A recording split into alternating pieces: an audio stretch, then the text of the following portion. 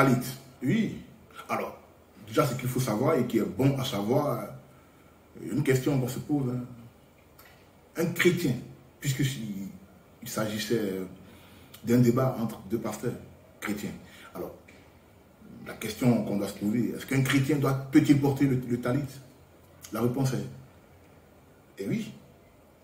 S'il suit Yeshua, s'il est un adepte de Yeshua, comme Paul pouvait le dire, soyez mes imitateurs, comme je le suis moi-même au Mashiach, au Messie, Yeshua. Donc si tu suis Yeshua, tu peux porter le talit. Je ne dis pas tu dois porter le talit. Hein. Maintenant, c'est une loi. Porter le talit est une loi. Pour savoir que c'est une loi, vous allez dans Nombre chapitre 15, verset 37 à 40. C'est une loi. Donc tu dois porter le talit. C'est intéressant ça. Hein? Il peut porter parce qu'il est censé suivre Yeshua. Maintenant c'est une loi. Donc, tu dois porter le talit. Donc tu fais comme Paul. Imite ton Messie. Sinon tu péris par manque de connaissances. Ah oui. Beaucoup suivent Yeshua mais ils n'ont pas... Comment je vais dire ça? Ils ne savent pas qui il est. Vous voyez? Ils ne savent pas qui il est. C'est-à-dire, Yeshua, c'est un hébreu. Il est né sur une terre juive, de famille hébreu, juif, dans un pays, voilà, j'ai dit une terre, en Israël, à Nazareth. Nazareth, c'est une ville juive, une ville israélienne, voilà. Très belle expression. Il a grandi dans la tradition de ses parents qui sont eux aussi, hein, je dirais ses parents, hein. Là on parle de manière littérale, hein. Marie, Joseph et tout ça, ok, qui sont eux aussi des Hébreux, descendants d'Hébreux, hein, qui sont des descendants hébraïques aussi. Sa culture, on dit quoi? Il va à la synagogue, comme à son habitude, le jour de Shabbat, il va, il prêche, il a même guéri quelqu'un le jour de Shabbat, il y a eu des disputes et tout ça. C'est un juif en fait. Donc, vous suivez un juif. C'est une foi. Ce n'est pas... je ne sais pas comment il veut dire ça. Ce n'est pas une nationalité, comme beaucoup pensent. C'est une foi. Tout le monde peut être juif, en fait. Tout le monde peut être juif. Oui. Ce n'est pas pour un certain groupe de personnes. Bien ce n'est pas une ethnie. La langue, c'est l'hébreu. Généralement, le juif, il parle hébreu, quoi. Mais tu peux être juif et parler swahili. Mais il faut étudier l'hébreu, quoi. Puisque les 66 manuscrits sont des manuscrits juifs. La Bible provient des textes originaux hébreux. Et donc, pour la comprendre, voilà, il faut bosser, il y a du boulot. On va aller rapidement, ok. Luc chapitre 24, ok, à partir du verset 43. Alors, qu'est-ce qu'il a dit ici? 43, hein, à partir du verset 43. Et il le prit et il le mangea en leur présence. Verset 44. Yeshua leur dit, c'est bien là ce que je voulais vous dire quand j'étais encore avec vous et que je vous parlais de tout ce qui est écrit à mon sujet dans la Torah de Moïse, dans les prophètes et dans les psaumes, et de tout ce qui devait s'accomplir. C'est 45. Puis il ouvrit leur entendement afin qu'ils puissent comprendre le Tanakh. Le Tanakh, c'est la composition de 3 entités. Torah, prophète et les écrits. Donc, Tanakh, je crois, il est plusieurs fois dit dans mes vidéos précédentes. Allez-y sur ma chaîne YouTube, Torah Call Media. J'ai des vidéos où le Tanakh est bien expliqué là-bas, d'accord? Donc, mais qui veut dire les écritures, d'accord? Alors là, Yeshua parle à qui? Il parle à des compagnons d'Emmaüs. Et on dit quoi? Il ouvrit leur entendement afin qu'ils comprennent ce qu'il disait. Il dit quoi? Je vais répondre. Hein. On dit, et Yeshua leur dit, c'est bien là ce que je voulais vous dire quand j'étais encore avec vous et que je vous parlais de tout ce qui est écrit à mon sujet dans la Torah de Moïse. Or, la Torah de Moïse, à l'image des 5 premiers livres de la Bible. Genèse, Exode, Lévitique, Nombre et Deutéronome. Donc ces 5 livres, ok, sont attribués à Moïse. Moïse en est l'auteur. Et lui, Yeshua, celui que les Romains ont surnommé Jésus, là, il dit, tout ce que Moïse disait là, dans les 5 livres, c'est de moi qu'il parlait. On va aller encore, parce qu'il faut soutenir ça pour un autre verset. Jean, chapitre 5. Jean, chapitre 5, à partir du verset 46. Alors, qu'est-ce qu'il a dit? Jean, chapitre 5, à partir du verset 46. Il a dit ici, il dit, on va remonter un peu au verset 45. Mais ne pensez pas que c'est moi qui serai votre accusateur devant le Père. Savez-vous qui vous accusera? Eh bien, c'est Moïse, celui-ci qui vous comptez tant.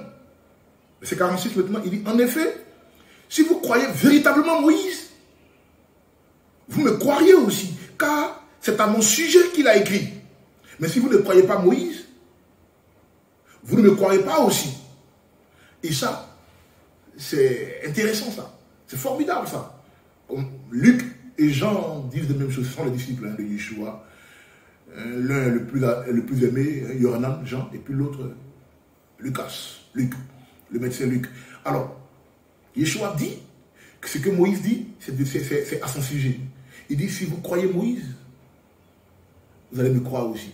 Si vous ne croyez pas Moïse, vous n'allez pas me croire parce que tout ce que Moïse dit, en fait, c'est de moi qu'il parle. Alors, nous, on suit Yeshua. Nous sommes des juifs nazariens ou si vous voulez des juifs messianiques. Nous, on suit Yeshua. Et nous, on croit que lui, Moïse parlait de lui. Alors, Moïse disait quoi? D'abord dans ces 5 livres dont j'ai fait mention. Il dit, dans Nombre, chapitre 15, à partir du verset 37, d'ailleurs ce qu'on va lire, 37 à 40, Nombre, chapitre 15, à partir du verset 37 à 40, il dit quoi? Adonai dit à Moïse, parle au peuple d'Israël, tu leur commanderas de faire de génération en génération. Il faut souligner ce mot, génération en génération. En hébreu, on dit les dor vador. Ça parle de perpétuité. Ça ne prendra pas fin. Parce que je vais sauter le rang, je vais sauter la queue pour dire quelque chose de la fin de la vidéo. Quand Yeshua, Mashiach, quand il reviendra, hein, il sera couvert d'un talit. Il sera couvert d'un talit. Ah oui. Ben oui, il sera couvert d'un talit. Là, c'est écrit. Hein? C'est écrit. Parce qu'il faut savoir, c'est quoi le talit en fait? On ne te l'a pas enseigné, ben tu vas raconter des bêtises. Ah oui, oui, oui. Tu vas raconter des bêtises comme ce fut le cas lors des embrouilles entre ces 2 pasteurs. Bref. C'est une loi. Et je vous ai dit quoi? La Torah, c'est la loi, hein? Ça veut dire instruction. Ça provient de la racine Yara. Y-A-R-A-H, Yara, qui veut dire direction, poser droit le viseur, fixer sa proie, ok, ne pas louper, la loupe, ne pas louper, ça veut dire aussi diriger, direction, je l'ai dit, instruction, instruire, ok. On a maintenant le mot aura qui veut dire lumière, éclairer, enseignant, enseigner. Donc la parole, c'est elle la parole qui est là pour nous enseigner, nous diriger, on dit quoi? La parole est une lampe à nos pieds. Et quoi? Une lumière sur nos sentiers. C'est important de préciser tout ça. Et donc, dans les 5 livres de Moïse, d'ailleurs, il faut aussi préciser que les 4 premiers livres, c'est-à-dire Genèse, Exode, Lévitique, Nombre, hein, c'est la Torah. Hein. Et le 5e, Deutéronome, c'est la Torah aussi, mais c'est le résumé des 4. Ça faut préciser. Hein. C'est le résumé des 4 premiers livres. Alors, dans Nombre, on va lire encore, chapitre 15, à partir du verset 37. Adonai dit à Moïse, parle au peuple d'Israël, tu leur commanderas de faire de génération en génération des franges. En hébreu, c'est des zizitotes ou des zizitiotes ou des zizites. Au coin de leurs vêtements. Au coin de leurs vêtements. C'est le vêtement là, en parenthèse, talit, et des zizit, des franges. D'accord? Vous voyez comment c'est intéressant de se faire enseigner. Il dit de génération en génération, de perpétuité en perpétuité, c'est-à-dire éternellement. De génération, les d'or va d'or. Et qui dit ça, c'est comme le Shabbat. Il dit le Shabbat, le 7e jour, il est à moi, il est réservé. Souvenez-vous et gardez le 7e jour saint, de génération en génération. C'est pareil pour le talit. Ok? Des zizit au coin de leurs vêtements. Le vêtement ici, c'est talit. Et de mettre un fil bleu, voilà, un fil bleuâtre parmi un fil bleu à chaque coin avec les zizit. Verset 39, ce seront des zizit que vous regarderez afin de vous souvenir, comme le Shabbat. Ok? Zahor, et puis Shomer, se souvenir et garder le Shabbat. Afin de vous souvenir de toutes les mitzvot d'Adonai et d'y obéir, de tous les commandements et de les observer. Donc le but même des zizit, c'est pour nous dire que la loi est d'actualité et on doit marcher dans la loi jusqu'à notre mort. Et aussi, la loi n'est pas abolie. Comme Yeshua, comme on l'a dit dans Matthieu 5, 17, ne croyez pas que je sois venu pour abolir la loi, mais pour l'écaillem, pour vous montrer comment faire, pour l'accomplir, pour la parfaire. Donc le but, ce sont les commandements. C'est pourquoi j'ai dit tout à l'heure, au début de la vidéo, qu'est-ce que j'ai dit? J'ai dit, ces 4 franges là, parce que ce sont en groupe, en matin, mais en groupe de 4, représentent 613 commandements, qui sont les 10 commandements, et qui est 1, Érad. Ceux qui sont dans la racine hébraïque savent quand j'emploie le terme Érad. D'accord? Je continue la lecture. Pour que vous ne vous détourniez pas, où votre cœur et vos yeux vous conduiront à vous prostituer. Vous voyez, verset 40. Mais cela vous aidera à vous souvenir et à obéir à toutes mes mitzvot et à être saint. Le lieu saint. La tente d'assignation. Pour votre Dieu. Donc la présence divine, j'ai dit quoi? Le talit associe la présence divine, la présence d'Adonai et le service d'appartenance. C'est un objet qu'on porte, par exemple, chaque matin quand on fait la prière.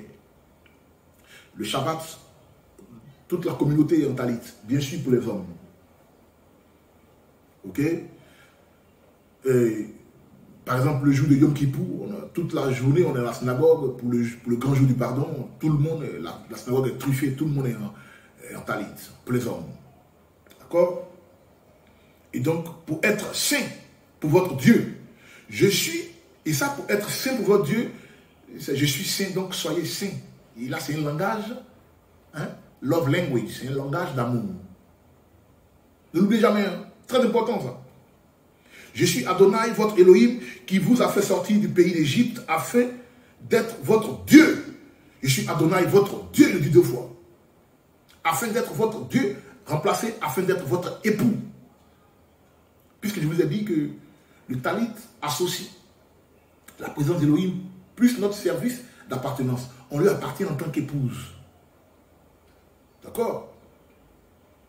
On est marié, mais on devient femme, épouse.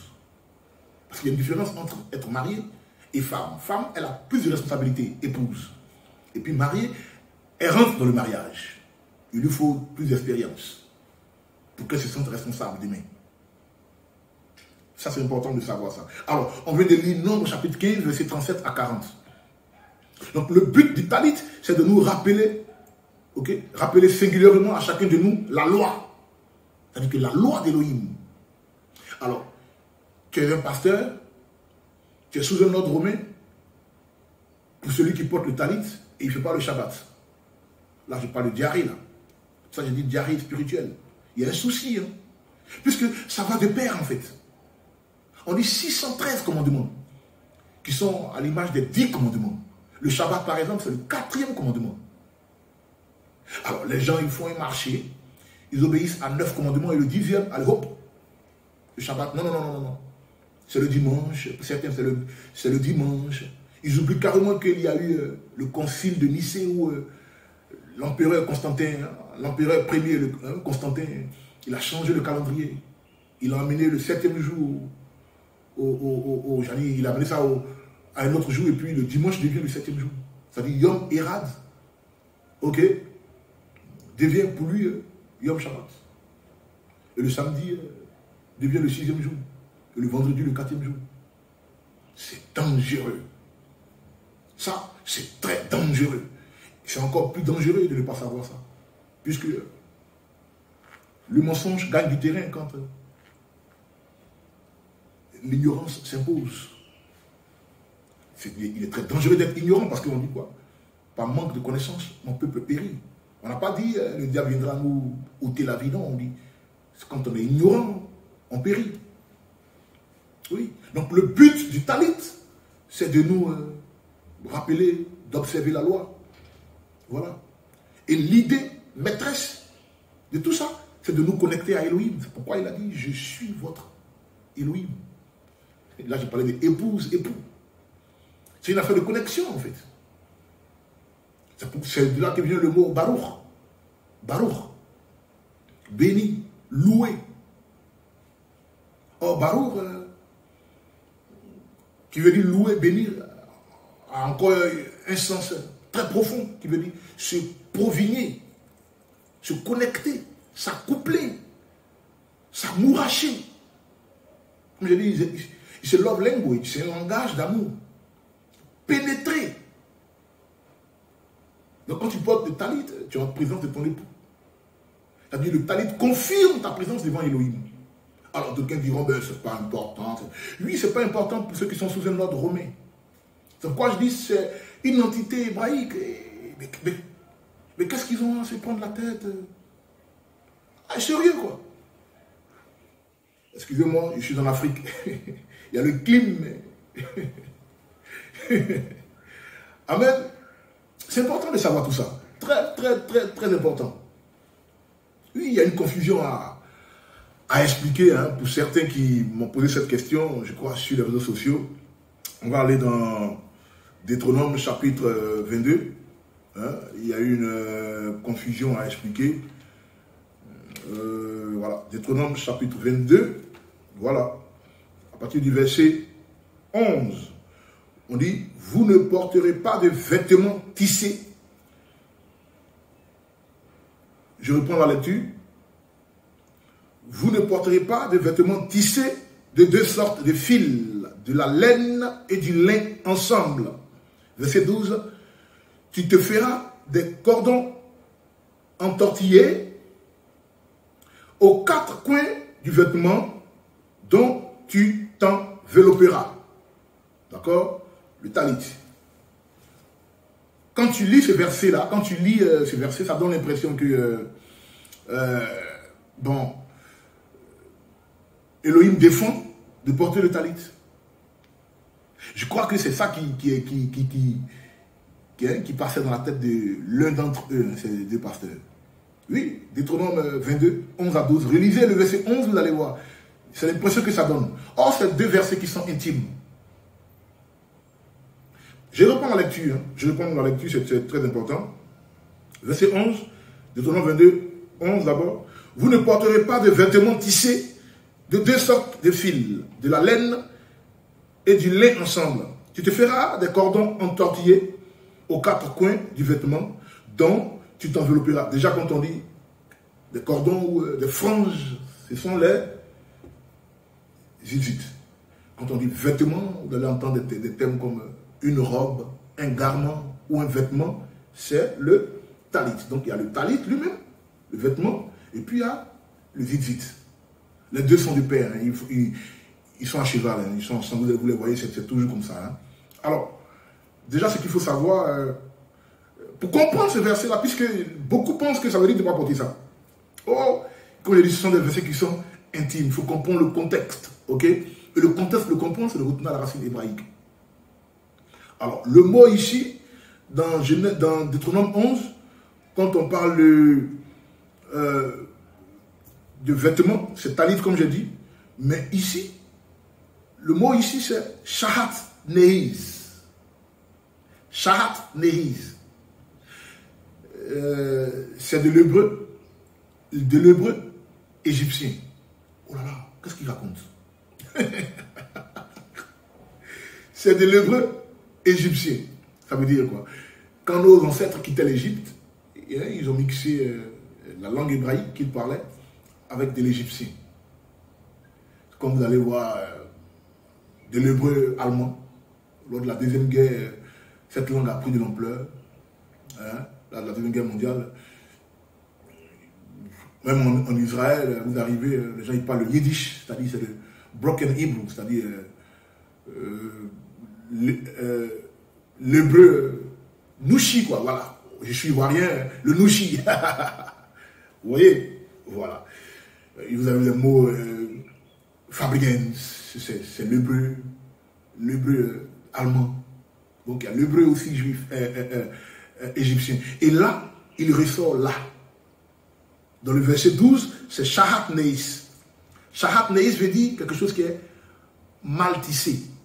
Pas qu'on ne doit pas porter, mais c'est mal tissé. Donc Elohim dit, ne portez pas ce qui est mal tissé. Il faut qu'il soit bien tissé. Donc Shahat qui vient de l'Égypte, Sat, S-A-H-T, ok, de l'égyptien, ok, parler égyptien, S-A-H-T, Shahat, et puis Nehis, qui vient de Nouj, N-U-D-J, ok? Donc Sahat qui veut dire tissage, et puis Nouj qui veut dire faux, ou mal tissé, mal tricoté, hein, mal filaté, mal natté. C'est important de savoir tout ça là. Et donc, Deutéronome 22, 11 à 12, ne dit pas de ne pas porter, mais dit plutôt de bien porter, de porter. C'est pourquoi au verset 12, on dit tu te feras des cordons entortillés aux quatre coins, tu te feras ça. Tu porteras ça, puisque déjà en nombre 15, on a dit que c'est une loi de génération en génération. D'accord? C'était juste un passage, parce que cela laisse entendre hein, que le commandement des franges l'emporte sur l'interdiction de Shahat Neis. Non. Ok? Parce que les franges peuvent être portées en fait. Elles peuvent être faites avec des fils de laine, même sur les vêtements, quoi. Ok? Qui sont en lin eux-mêmes, quoi. Parce qu'il y a une manière quand ils donnent des on dit quoi? Instructions. Voilà. Vous voyez? Et puis, on a aussi des étiquettes blancs. On dit bleu, qu'il y a du bleu, mais on a aussi le blanc. Mais comment ça se fait? Comment ça se fait? D'accord? Et pour ça, je voulais vraiment... quand tu n'es pas là-dedans, tu ne peux pas piger, en fait. Puisque le bleu devait venir d'un animal aquatique, hein, qu'on appelle le ralisson. Ok? D'autres diront chalisson. Hein? C-H-A-L-I-Z-O-N, chalisson. D'accord? Qui a une coupe ou un modèle de coquillage. C'est un poisson, hein, bien sûr, qui vit dans l'eau, où il a la forme d'un escargot. Vous voyez? Voilà. Et à l'intérieur de ce poisson-là, ou de cet animal aquatique-là, on trouve cette substance bleuâtre. Elle change de couleur, souvent elle est violette, elle est bleue, ou souvent même elle est verte. Ok? Alors, mais cet animal-là, il apparaît au-dessus des eaux, là, ou en bordure de mer, chaque 70 ans. Chaque 70 ans. Ah ben, j'étais avec 70 ans, Baruch Hashem. Donc quand il sort comme ça, le peuple à qui a été recommandé de faire ça, le peuple israélite, donc en bordure de la mer morte, ou de la mer, disons la mer rouge, la mer des roseaux, on dit la mer des roseaux, ou en bordure de mer, quand ça sort, ils viennent par milliers, ils ramassent pour des décennies. C'est de là que vient le bleu des Égyptes. Alors, s'il n'y en a pas, tu portes le blanc. Pourquoi? Pourtant, il a envie de porter le bleu. C'est à l'image du verset qui dit nous courons tous vers le but. Qu'est-ce que Elohim veut? Il veut qu'on lui montre qu'on veut quelque chose. C'est important. Hein? C'est important tout ça. Elohim, il est dans du business pressing down, courir vers le but. Montrer qu'on veuille obligatoirement observer la loi. Il faut montrer que tu veux obligatoirement observer ça. Alors, comment nous faisons pour avoir le bleu? Je vous dirais, à chacun son réseau. À chacun son réseau. Sinon, c'est chaque 70 ans. Et ça, il faut le savoir.